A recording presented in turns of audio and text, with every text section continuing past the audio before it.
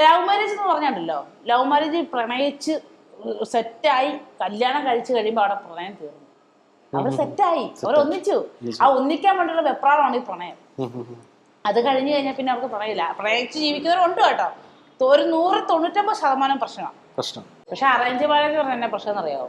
അവരന്നാ കാണുന്നത്, അവരന്നാ ഒരുമിക്കുന്നത്, പ്രണയം നിൽക്കുന്നതാണ് എൻ്റെ ഒരു വിശ്വാസം. പിന്നെ ഒന്നുമില്ലാതെ പോട്ടറ ആൾക്കാർ പറയാലേ എന്ന് വെച്ചത്, നിങ്ങൾ ഒറ്റ കാലത്തിലെ ഈ സാധനം എന്റെ തലയിൽ കെട്ടിവെച്ചത്, ഇതിന്റെ തീരുമാനം ഉണ്ടാക്കാൻ നമുക്ക് പറയാം. ഓക്കെ ചേച്ചി, എനിക്ക് അറേഞ്ച് മാരേജ് ആണെങ്കിലും ലവ് മാരേജ് ആണെങ്കിലും രണ്ടുപേരും തമ്മിലുള്ള ക്യാരക്ടർ എങ്ങനെയാണോ അതനുസരിച്ചായിരിക്കും ആഫ്റ്റർ ലൈഫ് എന്ന് പറയുന്നത്. വൈബായിരിക്കണം, രണ്ടുപേരും വൈബായിരിക്കും. ലവ് ആയതുകൊണ്ട് ഇങ്ങനെയാണെങ്കിലും അറേഞ്ച് ആയതുകൊണ്ട് ഇങ്ങനെയാണെന്നല്ലോ. അല്ലല്ല, തീർച്ചയായിട്ടും അല്ല. ഞാൻ എന്റെ ഒരു ഇതാ ഞാൻ പറഞ്ഞത്.